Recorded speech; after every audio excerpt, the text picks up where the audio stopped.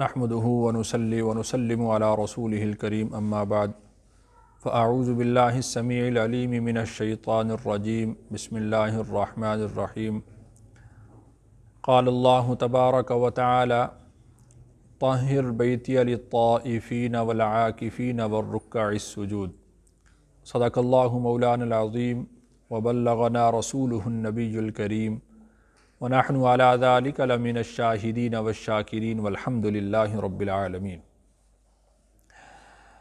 جیسا کہ رسول اکرم صلی اللہ علیہ وسلم نے حدیث مبارکہ میں ارشاد فرمایا کہ رمضان المبارک کا پہلا عشرہ رحمت ہے، دوسرا عشرہ مغفرت ہے اور تیسرا عشرہ جہنم سے خلاصی کا ہے، جہنم سے چھٹکارے کا ہے۔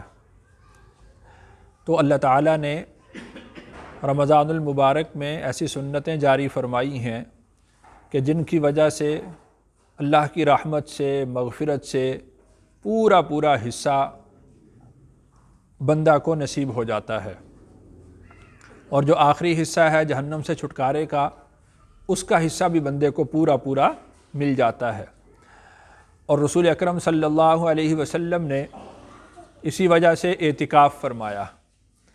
اب دیکھیے کہ رمضان المبارک میں کھانا پینا، بیوی کو چھوڑنا یہ مقصود ہوتا ہے، اس میں فرض ہوتا ہے۔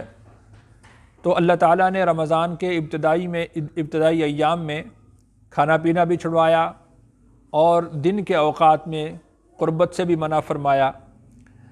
اب جب 20 دن گزر گئے تو اب اللہ تعالیٰ کی رحمت یہ چاہتی ہے کہ یہ بندہ اب باقی سب سے جدا ہو جائے، باقی سب سے الگ ہو جائے اور خاص میرا ہو جائے۔ اب اضافی باتیں کرنا اور دنیا کے دوسرے معاملات کرنا اور بیوی بچوں سے ملنا، وہ بھی اس کا گویا کہ ترک ہو جائے۔ اور دیکھیے کہ اعتکاف میں ایک حکمت یہ بھی ہے کہ اللہ تعالیٰ نے اس کو مسجد کے ساتھ مقید فرمایا ہے۔ رہبانیت اختیار کرنے کی اجازت نہیں دی کہ اعتکاف کرنے کے لیے تم کسی جنگل میں چلے جاؤ، اس لیے کہ اگر جنگل میں اعتکاف کا حکم دیا جاتا تو جہاں پر برے لوگوں کی صحبت سے آدمی بچتا تو وہاں پر اس کو نیک لوگوں کی صحبت بھی نصیب نہ ہوتی۔ مسجد کے ساتھ اس کو مقید کیا گیا کہ یہاں پر ایک تو فرشتوں کا ماحول ہے، فرشتے اللہ کی عبادت کے لیے آتے ہیں، پھر اذان ہوتی ہے، پھر نمازی لوگ آتے ہیں، جو تقوی اور طہارت کے پابند ہیں وہ لوگ آتے ہیں، قرآن مجید کی تلاوت کی جائے گی، اللہ کا ذکر کیا جائے گا۔ تو جہاں پر برے لوگوں کی صحبت سے بچنا ہے تو وہاں پر نیک لوگوں کی صحبت کو اختیار کرنا ہے۔ تو یہ حکمت ہے اس اعتکاف میں کہ مسجد کے اندر اعتکاف کرنے کا حکم ارشاد فرمایا۔ اس کے ساتھ یہ بات بھی سمجھ لیں کہ اعتکاف مسجد کے اندر ہی ہوگا، گراؤنڈ وغیرہ میں اور کھلے میدانوں میں وہ اعتکاف کرنا جائز نہیں ہے۔ اللہ تعالیٰ نے ارشاد فرمایا کہ وَأَنْتُمْ عَاكِفُونَ فِي الْمَسَاجِدِ، اس حال میں کہ تم اعتکاف کرنے والے ہو مسجدوں کے اندر۔ تو یہ جو طریقہ گراؤنڈ کا ہے اور میدانوں میں اعتکاف کرنے کا ہے، تو وہ اعتکاف کرنا مسنون نہیں ہے، مشروع بھی نہیں ہے، شریعت کے اندر اس کی اجازت نہیں ہے۔ تو جہاں پر نماز پڑھی جائے، جہاں پر اذان ہو، جہاں پر فرشتوں کا ماحول ہو، تو وہاں پر نیک صحبت آدمی کو میسر ہوتی ہے۔ تو جیسے مرد مسجد کے اندر اعتکاف کریں گے، اسی طرح خواتین اپنے گھروں کے اندر جو جائے نماز ہے، جو نماز پڑھنے کی ان کی مستقل جگہ ہے، وہاں پر وہ اعتکاف کریں گی۔ اگر ان کی کوئی جگہ مستقل نہ ہو تو ایک کمرہ کو متعین کر کے تو اس کے اندر وہ اعتکاف کریں گی، اور جو احکامات مردوں کے لیے مسجد کے اندر ہیں تو وہی احکامات خواتین کے لیے گھروں کے اندر ہوں گے۔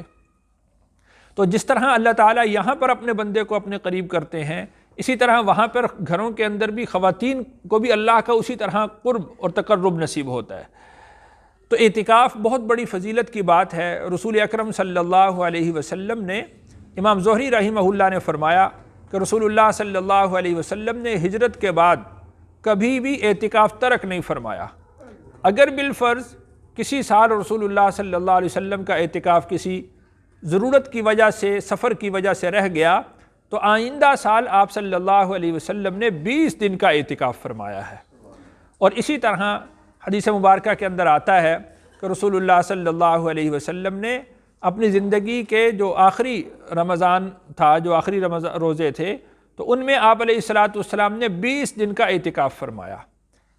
بعض علماء نے لکھا ہے کہ اللہ جل شانہ نے رسول اللہ صلی اللہ علیہ وسلم پر یہ بات منکشف فرما دی تھی کہ یہ آپ کا آخری رمضان ہے، تو آپ علیہ السلام نے 20 دن کا اعتکاف فرمایا۔ تو اس سے ایک تو سبق ہمیں یہ بھی ملتا ہے کہ خیر کے کاموں میں کس طرح آگے بڑھا جا سکتا ہے، خیر کی رغبت، خیر کا شوق۔ اعتکاف چونکہ بہت بڑی فضیلت اور عبادت کی چیز ہے، تو اس لیے رسول اللہ صلی اللہ علیہ وسلم نے اس عمل کے اندر کثرت فرما دی۔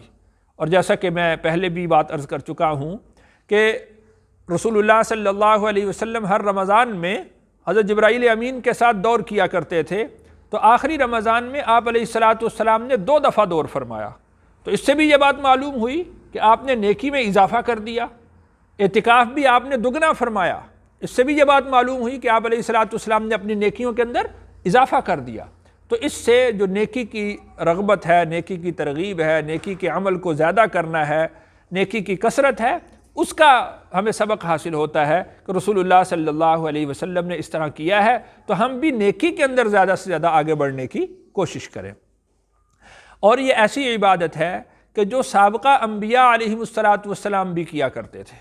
اعتکاف کی جو آیت میں نے آپ حضرات کے سامنے پڑھی ہے کہ حضرت اللہ جل شانہ نے حضرت ابراہیم علیہ السلام اور حضرت اسماعیل علیہ السلام کو حکم ارشاد فرمایا کہ تم میرے گھر کو اعتکاف کرنے والوں کے لیے، نماز پڑھنے والوں کے لیے، طواف کرنے والوں کے لیے، رکوع سجود کرنے والوں کے لیے میرے گھر کو صاف رکھو۔ تو اعتکاف کرنا اس وقت بھی مشروع تھا، انبیاء علیہ السلام اعتکاف فرمایا کرتے تھے۔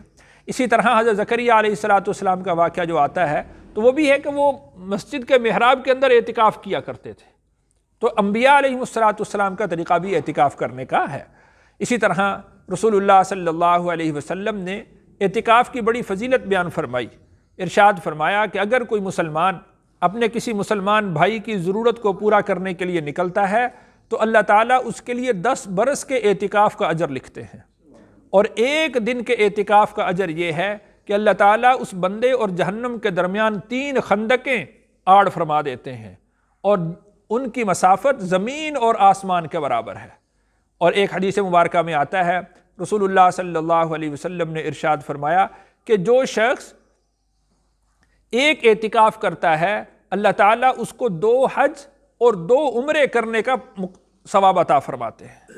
اور اسی طرح ایک حدیث مبارکہ میں آتا ہے کہ رسول اللہ صلی اللہ علیہ وسلم نے ارشاد فرمایا کہ جو شخص اعتکاف کرتا ہے تو جو عمل وہ حالت اعتکاف کی وجہ سے نہیں کر سکتا تو اللہ تعالیٰ ان نیکیوں کا بدلہ بھی ان کو عطا فرماتے ہیں۔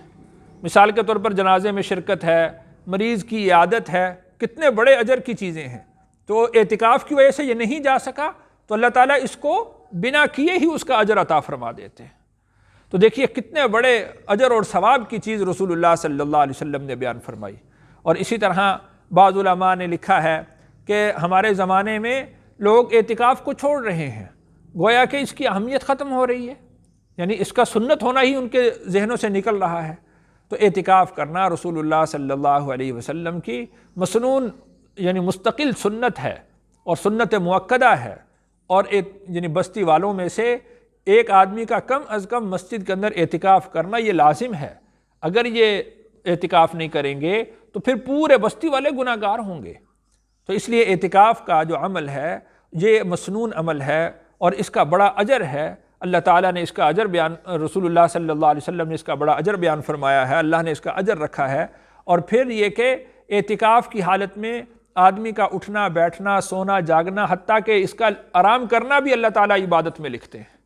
تو اس لیے اعتکاف کی نیت کرنا، اعتکاف کے لیے تیار ہونا، اپنے یعنی اس طرح نظم بنایا جائے کہ ہم کسی طریقہ سے اعتکاف کر لیں، اپنی ضروریات کو، اپنے کاموں کو، اپنی مشغولیات کو آگے پیچھے کر کے اعتکاف کی تیاری کریں، اعتکاف کرنے کی کوشش کریں۔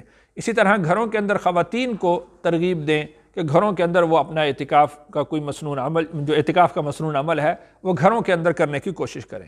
اور دیکھیے کہ ان کے لیے اور بھی آسانی ہے، وہ جو اعتکاف کی جگہ ہے وہاں پر وہ بیٹھ کر اپنے گھر کے کام کاج بھی نپٹا سکتی ہیں. گھر کے ضروریات، مثال کے طور پر سبزی کاٹنا ہے یا اس طرح جو چھوٹے موٹے کام ہیں، وہ اپنی اعتکاف کی جگہ میں بیٹھ کے کر سکتی ہیں. تو اس لیے اتنی بڑی فضیلت کی چیز کو ہاتھ سے جانے نہیں دینا چاہیے. اللہ تعالیٰ سے دعا ہے اللہ تعالیٰ مجھے اور آپ کو عمل کی توفیق عطا فرمائے.